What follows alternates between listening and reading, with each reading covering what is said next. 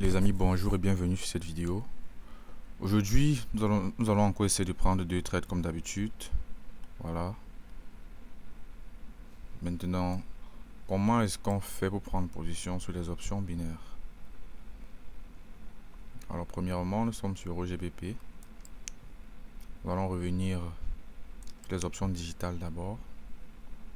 EURUSD. Bon, vous posez certainement la question du pourquoi, je me dis. Bon, tout simplement parce que, en effet, moi je cherche toujours où est la plus grande, ou si vous voulez, le plus gros pourcentage de rentabilité. Vous voyez là sur les options binaires, Euro-USD. Sur Euro-USD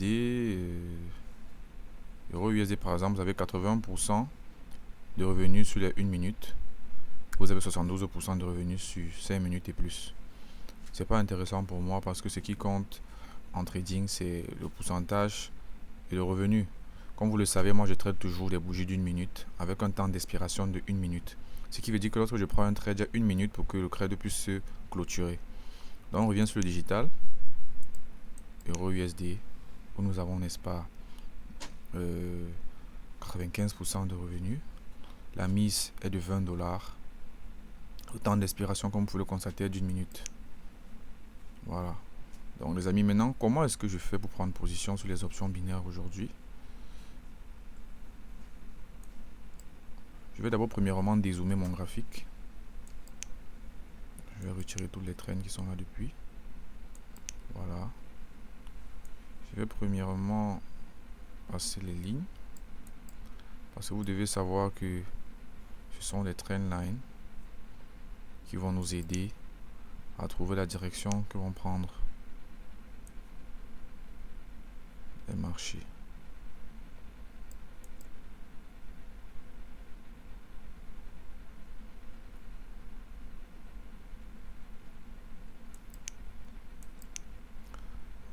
On cherche toujours les plus hauts et les plus bas.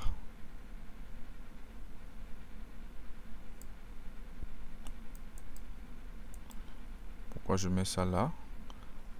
Parce qu'il y a une fois, il y a deux fois. Là, on a là, ça a percé, ça a fait un retest, ça a baissé. On est là. Et maintenant, on cherche une ligne qui va dans le sens de la hausse. Et puis là, on a trouvé là derrière.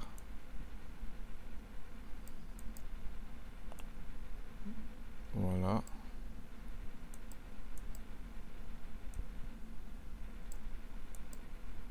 Donc maintenant, ce qu'on fait, c'est qu'on attend.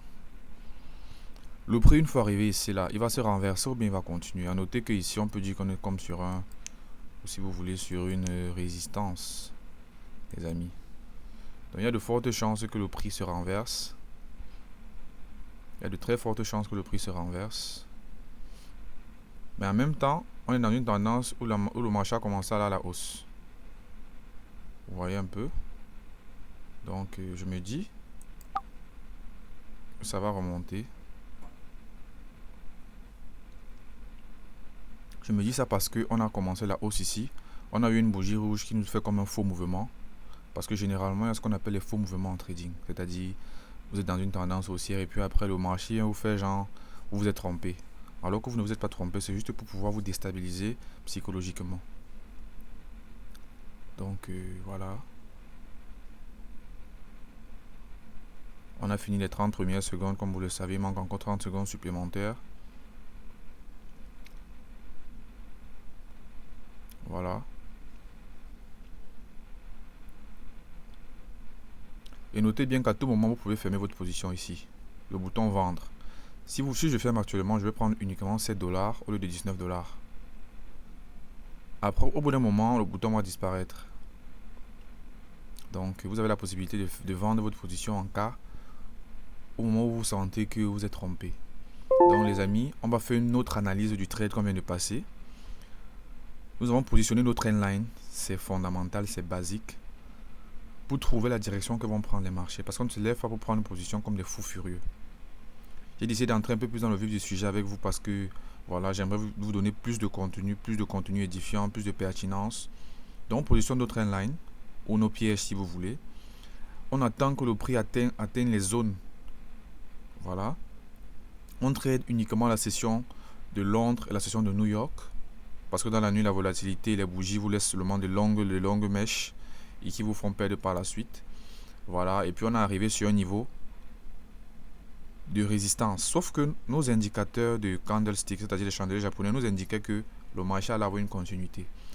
Donc, vous avez vu qu'on a décortiqué le trade qui est passé. On attend le deuxième trade. Pour le deuxième trade, on va attendre.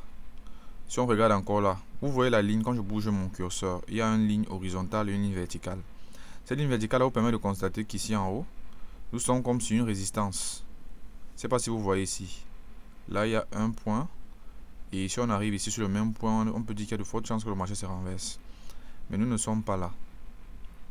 Je vais mettre la ligne pour que vous puissiez voir. Parce que certainement, vous entendez ce que je dis, mais vous ne comprenez pas.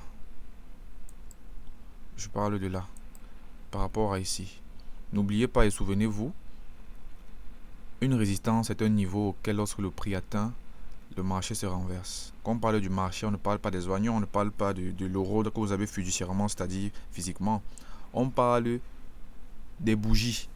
Donc, c'est-à-dire qu'ici, le prix était encore là, il n'y avait pas de bougies, il n'y avait pas ces bougies-ci. Le marché est monté. Quand je dis le marché est monté, ça veut dire les bougies sont montées. Parce qu'il faudrait qu'on soit un peu plus fin et plus tranquille dans les explications. Là, je viens de vendre, les amis. La question que vous posez, c'est pourquoi?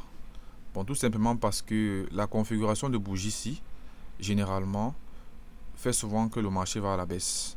C'est uniquement parce que je connais cette configuration que je viens de prendre position à la baisse. Il n'y a pas d'autre raison logique à part ça. Donc, habituellement, lorsque je vois cette configuration après une longue hausse et que cette bougie apparaît, généralement par la suite, le marché se renverse. La bougie qui suit, de toutes les manières, va toujours dans le sens contraire. Voilà. Donc, on va attendre.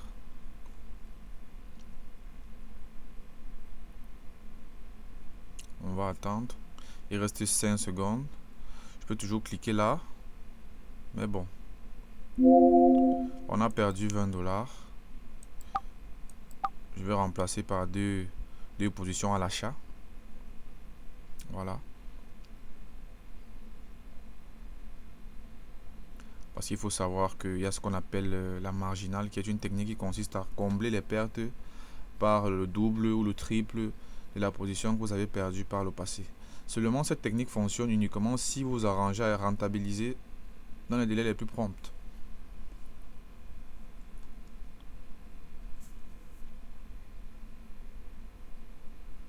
Voilà, on attend, il manque 21 secondes. Par contre, si ce trade ne passe pas, vous allez voir comment je vais gérer. Vous allez voir, il reste 8 secondes. 6. Il risque de ne pas passer, alors je clique là, parce que je prépare... voilà. Puisqu'on a perdu au total 60, je viens d'injecter 60. Et pour rentabiliser, j'ajoute 2 autres positions. Et vous allez voir que on finit en comblant toutes nos pertes et on finit en gain. Alors attention, ce n'est pas une technique réservée à tout le monde, c'est une technique réservée aux professionnels, c'est-à-dire qu'on avait déjà compris le trading. Parce que si vous vous loupez, vous risquez de perdre une bonne partie de votre capital. Vous avez vu la mise que j'ai mise, c'est de 20 $. Voilà, c'est pour éviter de prendre des positions un peu trop risquées. Voilà. Là, il nous reste 15 secondes. On gagne ce trade, on a récupéré tous les 60 $ que nous avons perdus récemment. Et on clôture avec des bénéfices de, je pense, 35, hein, 35 $, oui. Voilà. On a clôturé avec les 35 de bénéfices. Parce que ne vous trompez pas. Tout est mathématique. Ne voyez pas 95 $, vous vous enflammez. Vous souvenez-vous qu'il y a eu des pertes précédentes. Et là, on est passé en gain. Donc, les amis, rien n'est du hasard. Et le prix n'atteint pas toujours la ligne comme prévu. Quelquefois, il y a ce genre de configuration-ci. Voilà, donc, avec l'expérience, avec le temps, vous commencez à comprendre certaines choses sur les marchés. Et puis, la perte ne doit absolument pas et en aucun cas influencer vos analyses. En aucun cas. Parce que la perte, tout le monde perd. tous les fonds d'investissement font des pertes, toutes les banques font des pertes en bourse, tous les traders professionnels font des pertes en bourse. Qui êtes-vous pour ne pas perdre? Ce que vous devez plutôt faire, c'est accepter que la perte fait partie du jeu et vous arranger à ne pas trop perdre et à gagner plus que vous n'en perdez. Voilà.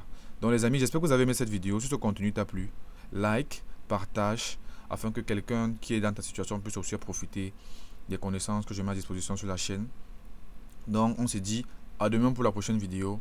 Ciao, ciao.